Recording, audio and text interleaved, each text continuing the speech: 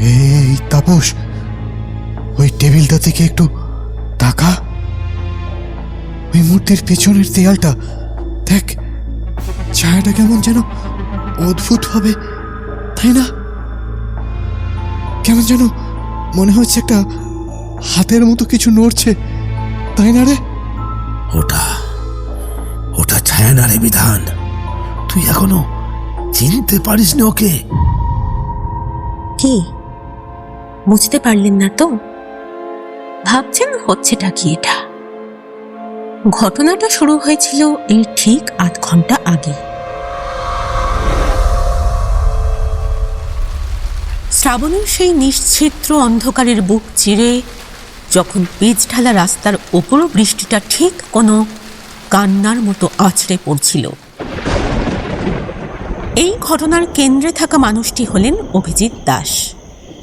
আপাত দৃষ্টিতে সাধারণ একজন চাকরিজীবী হলেও রাতের অন্ধকারে তার এক অন্য রূপ প্রকাশ পায়। দীর্ঘদিন ধরে গভীর আধ্যাত্মিক চেতনা, তন্ত্র সাধনা এবং প্রাচীন মাইথোলজির এক অতল রহস্যের সাথে তিনি যুক্ত। কোনো এক অদ্ভুত পরিস্থিতির টানে দীর্ঘ বছর ধরে প্যারানর্মাল অ্যাক্টিভিটি আর আধ্যাত্মিক শক্তি নিয়ে তিনি ব্যক্তিগত স্তরে কিছু গোপন রিসার্চ ও সাধনা চালিয়ে যাচ্ছেন। রাতের নিস্তব্ধতায় মেডিটেশনের মাধ্যমে প্রকৃতির সেই অদৃশ্য শক্তিগুলোকে অনুভব করাই তার নেশা। আর তারই অতি প্রাকৃতিক চর্চার উপর ভিত্তি করে আজ রাতের এই অদ্ভুত ঘটনা। অনুভবে অলৌকিক, অনুভব বলে দেয় অলৌকিক রয়ে যায়।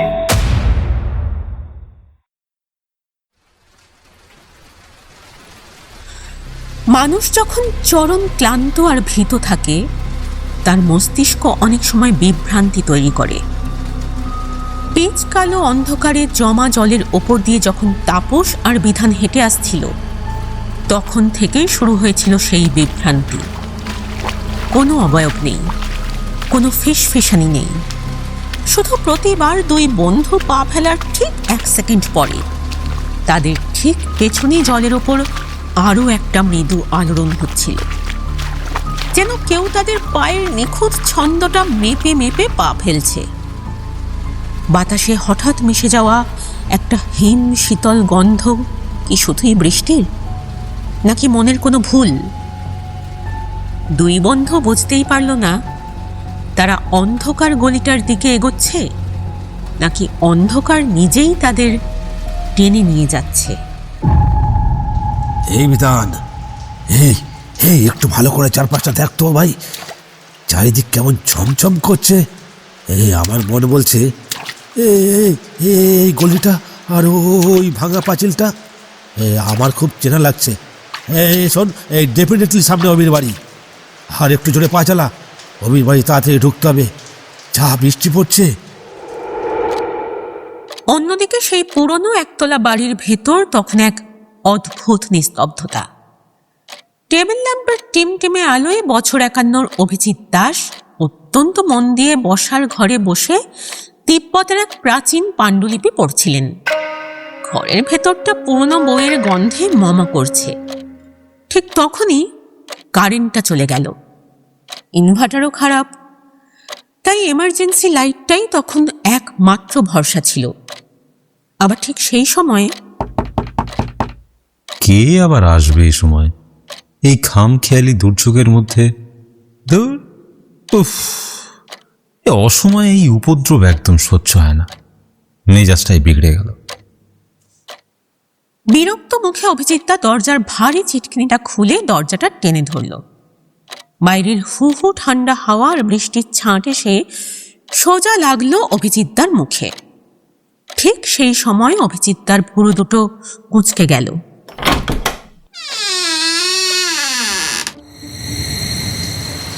এ কি, কেউ নেই তো? এই দুর্যোগের রাতে তাহলে কে করা নাড়ল? ওই কে রে? কেউ ইয়ার কি করছে নাকি? বাইরে ঘুটঘুটে অন্ধকার, শুধু বৃষ্টির ধারা ছাড়া আর কিচ্ছু দেখা যাচ্ছে না। কোনো মানুষ বা প্রাণীর চিহ্নও নেই। অভিজিৎ তার সজোরে দরজাটা বন্ধ করে দিল। বিরক্তির একটা দীর্ঘশ্বাস ফেলে অভিজিৎ তা যেই না ঘরের ভেতরের দিকে 3-4 কদম এগিয়েছে, ঠিক তখনই কোনো এক অদৃশ্য হাতের ছোঁয়ায় আবার দরজার কড়ার আওয়াজ কানে বেজে উঠল। তবে এবার আর স্বাভাবিকভাবে নয়, দরজার আওয়াজটা যেন পাগলের মতো এক টানা চিৎকার করতে শুরু করলো। ওগো শুনছো? একবার দরজার কাছে এসো তো, দেখো তো এই ঝড়জলের রাতে কারা এরকম ফাজলামো করছে। একবার খুললাম, কাউকে দেখলাম না। আচ্ছা ছাড়ো, তোমায় আসতে হবে না, আমি দেখছি। আজকে ওর একদিন কি আমার একদিন। বলতে বলতে অভিজিৎটা আবার হনহন করে ফিরে এসে সজোরে দরজাটা টেনে খুলল। এবার সে রেগে চিৎকার করে উঠতে যাচ্ছিল, কিন্তু দরজাটা পুরোপুরি খুলতেই বাইরের ঝড় জলের আবহে ওপাশে দাঁড়ানো মানুষ দুটোকে দেখে অভিজিৎ তার মুখ দিয়ে আর কোনো কথা সরল না। তার চোখ দুটো যেন এক নিমেষে ছানা বড়া হয়ে গেল। চশমার কাঁচের আড়ালে ওর চেনা চাউনিটা থমকে দাঁড়ালো অপার বিস্ময়ে। দাঁড়া আজকে। আরে তাপস, আর ওর পাশে ওটাকে বিধান। ওরে বাপ রে বাপ, তোরা এই সময়? আয় আয় আয়, ভিতরে আয় আগে। অভিজিৎটা প্রায় হাত ধরে দুজনকে ঘরের ভেতর টেনে নিল। বসার ঘরটা বেশ বড়, চারদিকে বড় বড় বুকশেলফ, তাতে ঠাসা পুরনো ইতিহাস, তন্ত্র আর ভূগোলের বই। ঘরের এক কোণে একটা এমার্জেন্সি লাইট জ্বলছে, যা পরিবেশটাকে আরও রহস্যময় করে তুলেছে। কি গো শুনছো? দেখো কে এসেছে, আমাদের তাপস আর বিধান। একটু তাড়াতাড়ি ঘরের ভেতরের আলনা থেকে দুটো পরিষ্কার শুকনো তোয়ালে নিয়ে এসো তো। দেখছো না, তাপস আর বিধান পুরো ভিজে সপসপ করছে। এনে আগে মাথা আর হাত পা ভালো করে মুছে নে তোরা। আমাদের যা বয়স হয়েছে, এই বৃষ্টির জল একবার গায়ে বসে গেলে আর দেখতে হবে না। সোজা দিন কয়েকের জন্য খাটে পড়ে সর্দি কাশিতে ভুগতে হবে। কিন্তু তোরা হুট করে এই সময় এখানে? আপনারা আগে হাত পা মুছুন তো দাদা, আমি আর কোনো কথা শুনছি না। রান্নাঘরে অলরেডি রাত্রের রান্নার জোগাড় করে ফেলেছি, কড়াইয়ের তেলও গরম হচ্ছে। আজকে রাতে আপনারা দুজনে এখানেই খাওয়া দাওয়া সারবেন, তারপর অন্য কথা। আমি এখন ঝটপট গিয়ে আপনাদের জন্য একদম কড়া করে গরম গরম কফি আর পেঁয়াজের পকোড়া বানিয়ে আনছি, শরীরটা একটু চাঙ্গা হোক। আপনারা 3 বন্ধু অনেক দিন পর এক হলেন, জমিয়ে গল্প করুন। আমি গেলাম রান্নাঘরে। রাতে চিকেন কষা আর গরম গরম রুটি চলবে তো বিধানদা? আরে বৌদি, চলবে মানে? এই দুর্যোগের রাতে আপনার মুখে ওই চিকেন কষার রুটির নাম শুনে আমার পেটের ভিতরে খিদেটা একদম সিংহের মতন গর্জন করে উঠল। আর আপনার হাতের রান্নার প্রশংসা তো তারপর সেই 2 বছর আগের বিবাহবার্ষিকী থেকে ফিরে এসে এখনও করে। আজ নিজের ভাগ্যকে ধন্যবাদ দিচ্ছি। তাপস ভাই আমার, তুই ঠিক সময় অভির বাড়ির রাস্তাটা খুঁজে পেয়েছিলি। এতদিন পর অভির সাথেও দেখা হলো, আর তার উপর এই রাজকীয় খাওয়া দাওয়া। উফ, আজকে রাতটা জাস্ট জমে ক্ষীর। অভিজিৎ তার স্ত্রী হাসি মুখে রান্নাঘরের দিকে চলে গেলেন। বসার ঘরের জানলার বাইরে তখন বৃষ্টিটা আরও তীব্র রূপ নিয়েছে। গাছের পাল্লাগুলো বৃষ্টির ফোঁটা আছড়ে পড়ার শব্দ হচ্ছে। অভিজিৎ একটা দীর্ঘশ্বাস ফেলে সোফায় বসলো এবং বন্ধুদের দিকে তাকালো। ঠিক সেই সময় এসে গেল গরম গরম কফি আর পেঁয়াজের পকোড়া। তা বল, অনেকগুলো বছর পর তোদের দুজনকে একসাথে আমার এই চুনকাম খসে পড়া ড্রয়িং রুমে দেখছি। তোদের বাড়ির সবাই ভালো আছে তোরে? কোনো সমস্যা নেই তো? হ্যাঁ রে অভি, ভগবানের দয়ায় বাড়ির সবাই আপাতত সুস্থ শরীরেই আছে। কিন্তু আসল কথা বল, তোর নিজের খবর কী রে? শরীর গতি ঠিক আছে তো?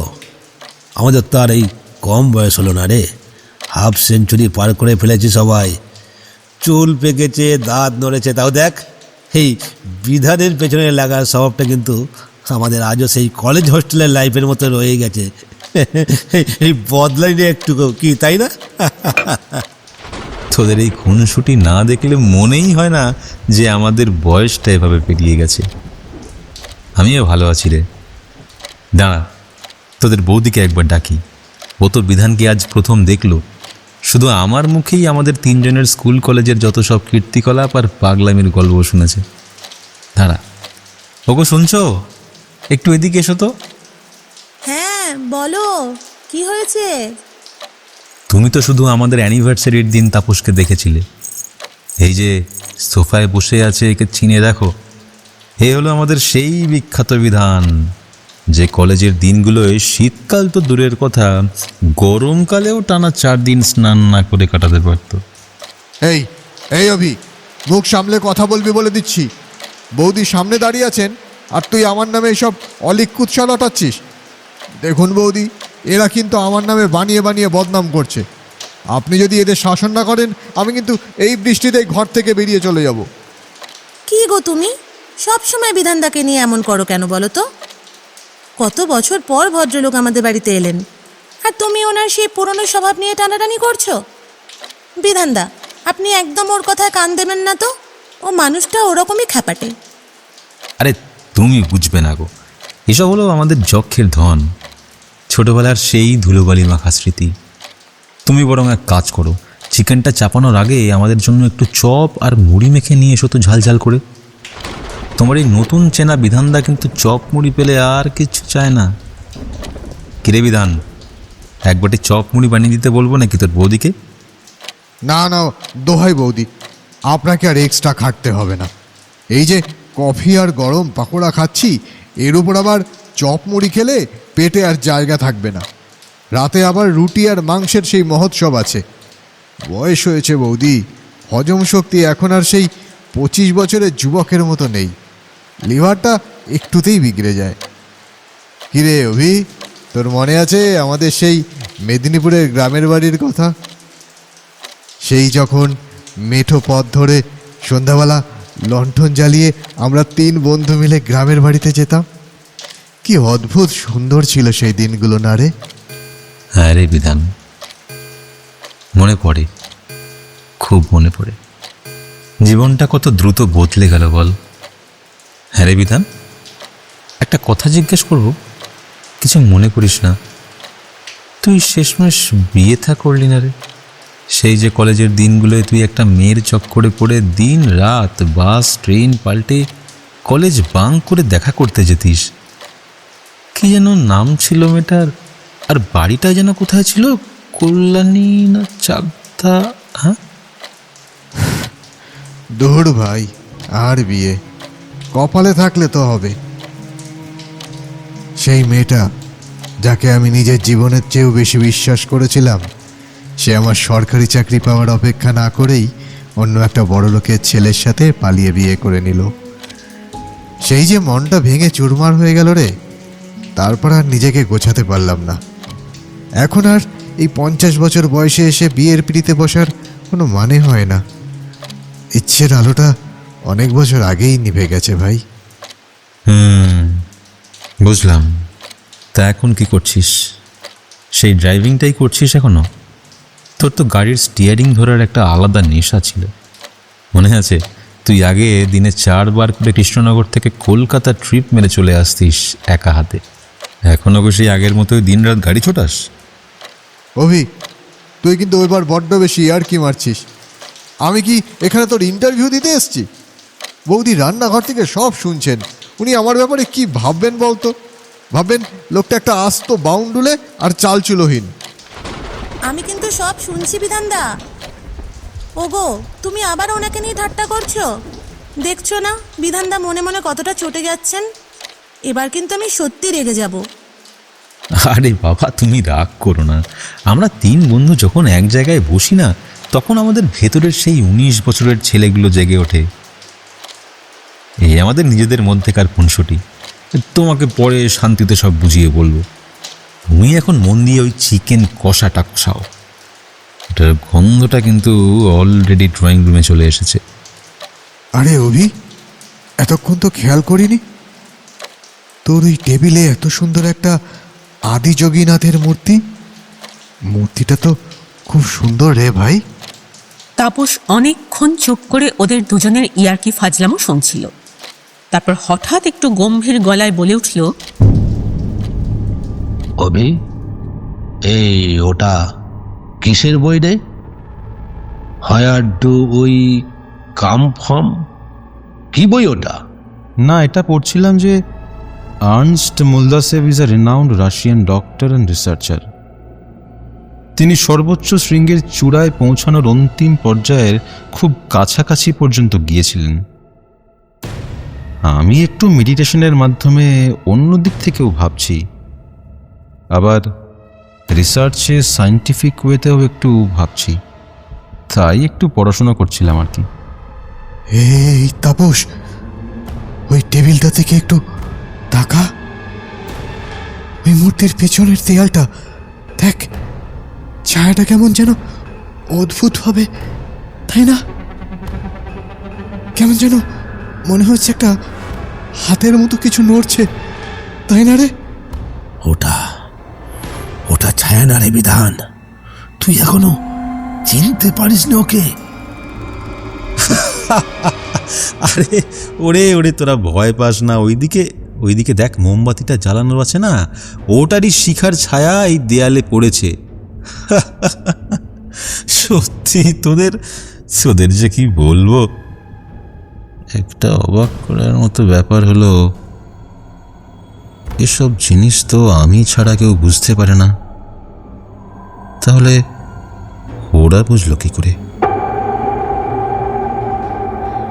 আরে অভি, আরে কি বিড়বিড় করছিস?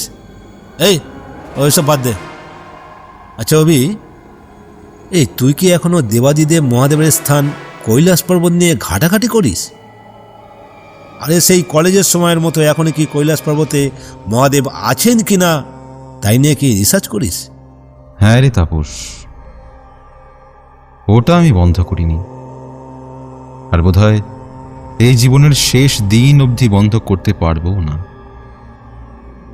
তোরা তো জানিস, কৈলাস পর্বত নিয়ে আমার এই পড়াশোনা বা রিসার্চটা এখন আর শুধু শখ বা কৌতূহল নয়, এটা একরকম আমার নেশা, আমার মগজে ঢুকে যাওয়া একটা পাগলামি বলতে পারিস। এই বিগত 10 বছরে আমি কৈলাস পর্বত নিয়ে এমন কিছু ভয়ঙ্কর আর অলৌকিক তথ্য জেনেছি যা কোনো সাধারণ ইন্টারনেটে পাবি না। বুদ্ধিস্ট লামাতন্ত্রের কিছু দুর্লভ বই থেকে আর নাসার কিছু ডিক্লাসিফাইড ফাইলের ওপর ভিত্তি করে আমি এমন কিছু সত্য উদ্ধার করেছি যা শুনলে তোদের রাতের ঘুম উড়ে যাবে। ভাই অভি, তুই তো জানিস আমি এসব বিশ্বাস অবিশ্বাসের দোলাচলে থাকি, কিন্তু তোর গলার আওয়াজ শুনে কেন জানি না আমার গায়ের লোম খাড়া হয়ে যাচ্ছে। তুই আমাদের একটু বুঝিয়ে বল না, তুই ঠিক কি কি জানতে পেরেছিস? সত্যি করে বলতো, আমাদের হিন্দু শাস্ত্রে যা লেখা আছে আদেও কি সেখানে দেবাদিদেব মহাদেব বাস করেন, নাকি ওটা শুধুই মানুষের কল্পনা? বলবো, সব বলবো। তোরা বস, আমি একটু জল খেয়ে আসছি। আজ এখানেই শেষ হচ্ছে আমাদের প্রথম পর্ব। ঘটনার দ্বিতীয় পর্ব, যার সঙ্গে জড়িয়ে আছে অনেক প্রশ্ন। কৈলাসে কেন কেউ যেতে পারে না? সেখানে কি সত্যিই মহাদেব আছেন? সেই সব রহস্য জানতে হলে শুনতে হবে এই ঘটনার পরবর্তী পর্ব 24শে জুলাই শুক্রবার ঠিক রাত 9টায়। তো কেমন লাগলো আজকের ঘটনা? কমেন্ট করে কিন্তু অবশ্যই জানাবেন। আর আপনাদের ছোট্ট একটা লাইক এবং কমেন্ট আপনাদের জীবনের এই সত্যি অভিজ্ঞতাগুলো খুঁজে আনা অনেকটা সাহস যোগায় আমাদের। এইরকম আরও সত্যি ভৌতিক বা দৈবিক ঘটনা শুনতে চাইলে সাবস্ক্রাইব করে রাখুন আমাদের অফিসিয়াল চ্যানেল অনুভবে অলৌকিক।